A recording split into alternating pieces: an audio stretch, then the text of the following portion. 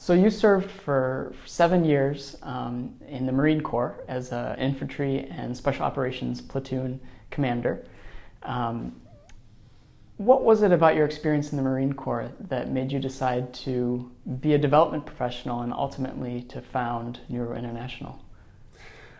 I think my guys and I, when we were serving in combat, the tours that we did, we began to see a lot of disturbing connections between the desperation that extreme poverty creates and the proliferation of a lot of the worst organizations we were fighting, the extremist and terrorist organizations.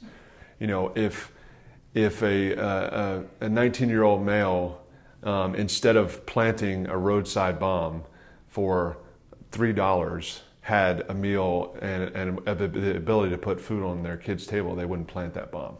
You know, or a father wouldn't feel like they had to send their son into this extremist group, you know, just to be able to feed the rest of the family or take care of basic medical care costs. Or he wouldn't have to sell his daughter into sexual slavery, right? Extreme poverty creates this really desperate situation where people who have no lasting, meaningful choices have no alternatives, right? So the goal is to take away that desperation. My guys and I began to see a real, what you could call a market gap. You know, in these violent places that we were working, there were guys like us who were trying to do work in these villages, but honestly, we were trained to take out targets. We were not trained to help farmers increase crop yields.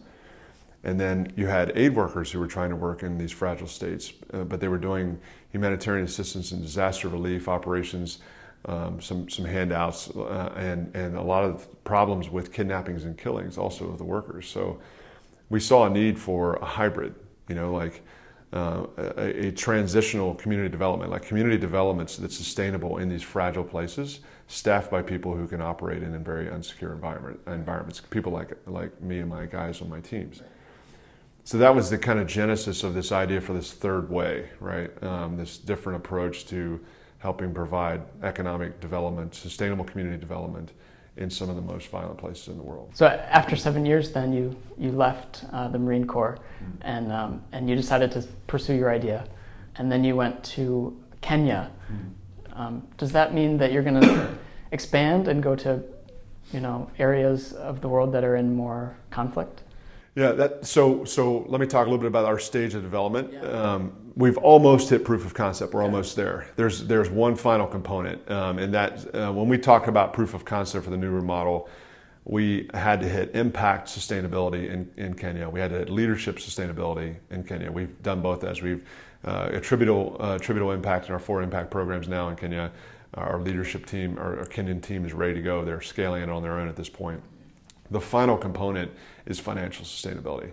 So one component of what we do in the Nuru model is we build a for-profit company that's legally structured so that most of the profits as they're generated have to be diverted back in to pay for the ongoing cost of the nonprofit, right?